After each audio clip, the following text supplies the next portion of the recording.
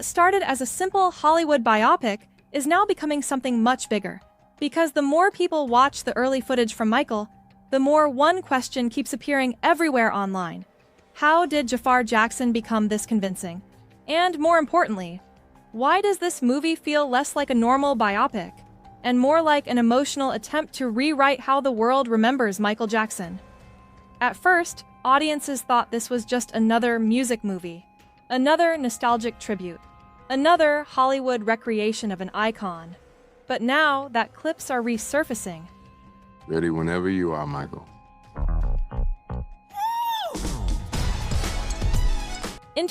Some viewers are beginning to notice a deeper pattern, because almost every person connected to this movie keeps repeating the exact same thing. Not that Jaafar played Michael, but that somehow he became him. And that wording is making people stop and pay attention. Because this isn't being marketed like a normal performance. It's being framed like something emotional, something spiritual, something personal. To work on a lot of scenes from other films, and it was a multi-year process. It wasn't just a traditional audition. I definitely had to earn the role for a 2-year process, really. Learning all the moves and dancing and... I mean, yeah, just to know I got the part, yeah. Oh, really? Yeah. Before you even got the part? Before I even officially got the part. And then I had some more time to really hone in all the details, knowing I have the part, yeah. When you're there, when you're in your dressing room, you're dressed, hair and makeup looks fantastic as Michael. Do you look in the mirror and go, what's going on? Or do you go, this is surreal. This is my uncle. This is crazy. Oh, 100%, absolutely. It was really a surreal, a spiritual moment at the same time. You know, spending all those hours in the makeup chair and thanks to the incredible Bill Corso, who's the head of makeup on the film, just that process of seeing me slowly transform into Michael was emotional. My first reaction was, it was day one, and I was doing the Bad tour. I was the Bad performance. That's your first? That was day one of production. Oh my God. They threw you right in. Oh, they threw me right in the deep end. Yeah. Yeah, we did all the performances the first 2 weeks of shooting. Yeah. I remember watching his videos and trying to imitate his dance moves and doing, Beat It, and I was doing it in front of the TV, and I go, oh man, I think I got these moves, man. I think if Michael needs somebody, I could be the next Michael Jackson. Yeah. Nice backup dancer. Yes, I couldn't even be his backup dancer, but when you do it, because when you watch it, you have his moves. Even people who were skeptical at first are now admitting that the transformation is unsettlingly accurate. And honestly, that may have been the plan all along, because the deeper you look into the rollout of this film, the clearer it becomes that this movie was never just about entertainment. It was about legacy, about memory, about emotion, and possibly about changing public perception before the controversy surrounding Michael Jackson could take center stage again. And once you notice that, you start seeing the strategy everywhere, from the interviews, to the emotional reactions, to the careful way the movie avoids certain parts of Michael's life. Everything suddenly starts feeling extremely intentional, because one of the first major things audiences noticed about Michael was what the movie reportedly leaves out. While the film heavily focuses on Michael's rise, his childhood, his artistry, his family, his dancing, his pain, and his transformation into the biggest entertainer on Earth, critics quickly pointed out that the movie largely avoids the allegations that later surrounded him. And that instantly split the internet in half. Some people argued the film was trying to preserve Michael's image.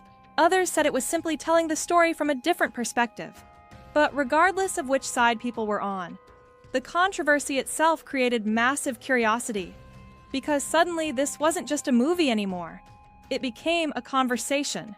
And once that happened, people started analyzing every interview differently. Take Jaafar Jackson's interviews, for example. The way he talks about preparing for the role almost sounds less like acting. I mean, you did the work, buddy. You put the work in. You did the homework. Thank you. It's an amazing job. Thank you. It's not just the moonwalk, which No. it's more than that. But that must have been pressured the day that you had to do The moonwalk? Yeah. Well, see, going into it, I always told myself, what should I start on first? And then I had incredible guidance from Rich and Tone, who are Michael's actual choreographers that he had on tour during the history tour. Oh my gosh. So we broke down frame by frame the Billie Jean performance from Motown 25, and that was the first set of choreography I started to learn throughout the process, and I had 20 days to kind of prove to them and the filmmakers that I can pull it off within those 20 days, even though in my mind I was like, 20 days?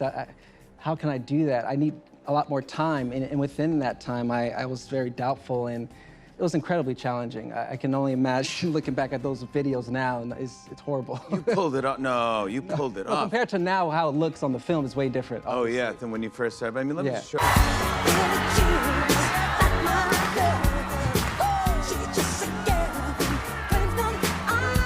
And more like immersion. He says he spent years studying Michael's movements, watching old footage obsessively, analyzing interviews, breaking down performances frame by frame, even studying moments where Michael didn't realize cameras were rolling. And the reason that detail matters is because audiences love hidden authenticity. People are fascinated by transformation, especially when it involves someone as mysterious and mythologized as Michael Jackson. That's why so many comments online now sound almost identical. He doesn't look like he's acting. He actually feels like Michael. It's honestly creepy how accurate this is. And once audiences emotionally buy into that transformation, something interesting happens. They stop watching critically and start watching emotionally. That's the real psychological strategy behind this movie, because nostalgia is one of the most powerful emotional tools in entertainment, and this film knows it. That's why nearly every interview surrounding Michael keeps bringing audiences back to the same iconic moments. Thriller, Billie Jean, Motown 25, the Moonwalk, the Jackson 5, the Bad Tour, the sequined gloves, the choreography, the screaming crowds.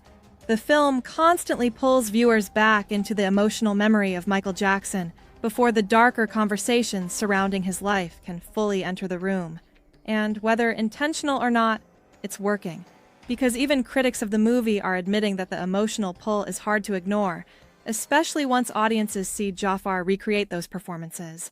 And honestly, some of the stories from behind the scenes almost sound unreal. One of the biggest moments people keep talking about is the recreation of Thriller. Not only did they reportedly film at the exact same location as the original music video, but Jaafar revealed that while filming overnight, there was supposedly a full moon in the sky. Now, logically, that means nothing. But emotionally, it sounds almost cinematic, almost symbolic. And the internet loves symbolism, especially when it involves celebrities whose legacies already feel larger than life. That's another hidden reason why this movie is generating so much engagement online. It doesn't just feel like a production, it feels mythological. And the people involved in the film seem fully aware of that. Notice how many times cast members describe the movie using emotional or spiritual language. Magical. Emotional. Spiritual. Love letter. Honor. Legacy. Even Michael's family members become emotional while talking about the film, some openly crying during interviews, others saying Michael would be proud. And that emotional framing is extremely important, because it subtly shifts the audience away from investigation and toward empathy. Instead of asking, "Is this movie accurate?" the audience starts asking, "How does this movie make me feel?" That's a huge difference. And it explains why the marketing campaign behind Michael feels so carefully constructed. Because this isn't just traditional promotion, it's emotional narrative building. Even the way Jaafar was introduced to the public feels strategic. At first, many people doubted him. The pressure alone sounded impossible. Playing Michael Jackson in your first movie role? That's insane. And the filmmakers knew audiences would question it. So instead of immediately selling the movie, they sold the transformation. Interview after interview repeats the exact same message. He became Michael. You forget you're watching Jaafar. It's so nice to see you. You look absolutely gorgeous tonight. Thank you. So do you. I love the brooches. Thank you so much. I'm kind of a fan of brooches. What is it like tonight to be here to honor your brother? it's magical.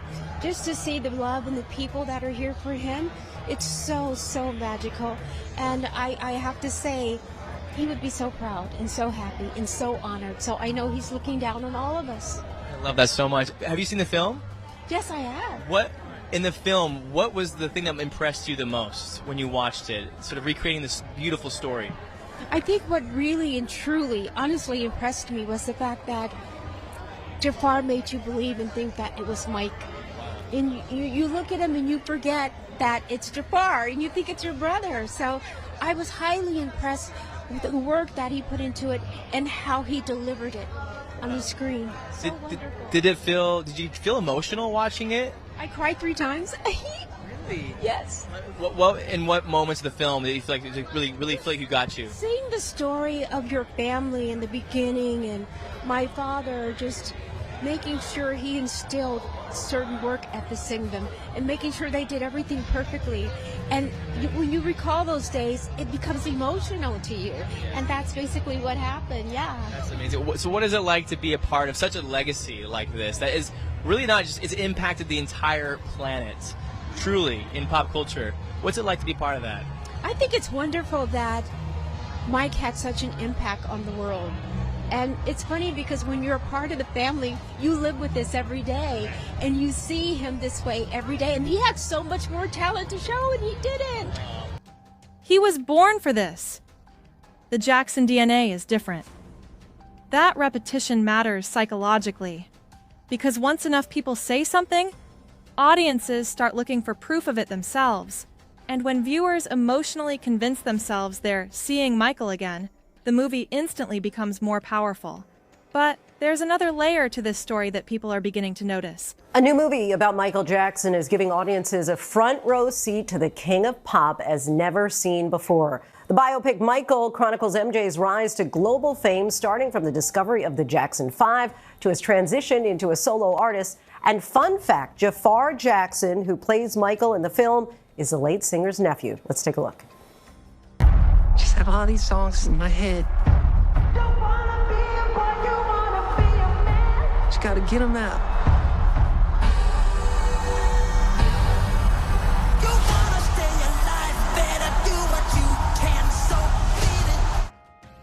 And joining us now is one of the film's executive producers, the eldest son of Michael Jackson, Prince Michael Jackson. Prince, so great to have you on the show. Thank you. Thank you so much for having me. Happy to be here. So your dad, having been such a public figure, an icon really, a lot is out there about him already. What can people expect to learn about the king of pop in this film that they don't already know? I think one of the most magical things about this film is for those of us that were lucky enough to grow up with the Jackson 5 and the Jacksons, hopefully it will reinstigate that feeling of nostalgia and fun and family. And for those of us like myself and younger that never got to experience that, I hope that it contextualizes the growth and the rise to stardom and the hard work and effort that my father put into it, my father and my family, and overall just be a really fun, entertaining time for children of all ages, from 9 to 90, you know? And I imagine that the making of this film was very personal and tough at times. It was also Jaafar's first acting gig. And what was the process like in telling your dad's story? I mean, first and foremost, authenticity is the biggest challenge in any story, and especially my father having such an incredible life that spans 5 decades of him being at the top of his career. We wanted to approach it from a way that audiences, again, of all ages, could understand who he was as a person. We all know the story of the King of Pop, but I think this was our goal, was to tell the story of Michael, how he started from the small home they grew up in Gary, Indiana, to arrive at the biggest stages and the biggest platforms all around the world. And it has to do with timing, because this movie is arriving during a very strange moment in celebrity culture. Over the last few years, the public has become obsessed with re-examining famous figures from the past. Old interviews are resurfacing constantly. Body language clips go viral overnight. Fans analyze celebrity behavior frame by frame, and nostalgia itself has become a business model. Hollywood knows audiences are emotionally exhausted by modern celebrity culture, so instead, they keep reviving icons from the past. And Michael Jackson may be the biggest example of that strategy yet. Because regardless of controversy, His cultural impact is almost impossible to replicate. Even younger audiences who never experienced Michael's peak years still recognize the music instantly. The silhouette, the voice, the dancing, the glove, the moonwalk. Michael Jackson stopped feeling like a normal celebrity years ago. He became a symbol, and symbols are incredibly powerful in entertainment. That's why this movie feels bigger than a standard biopic. It's trying to recreate a feeling, a memory, an era, and maybe even a version of Michael that people miss emotionally. But the deeper this emotional campaign goes, the more some viewers are asking uncomfortable questions. Because while the film heavily emphasizes Michael's humanity, critics argue it may also be carefully controlling the narrative surrounding him. And once that conversation started online, everything connected to the film suddenly became more interesting. People started revisiting older interviews, analyzing the Jackson family's reactions, questioning why certain years of Michael's life reportedly received far less attention. Even casual viewers began noticing how carefully worded many interviews are.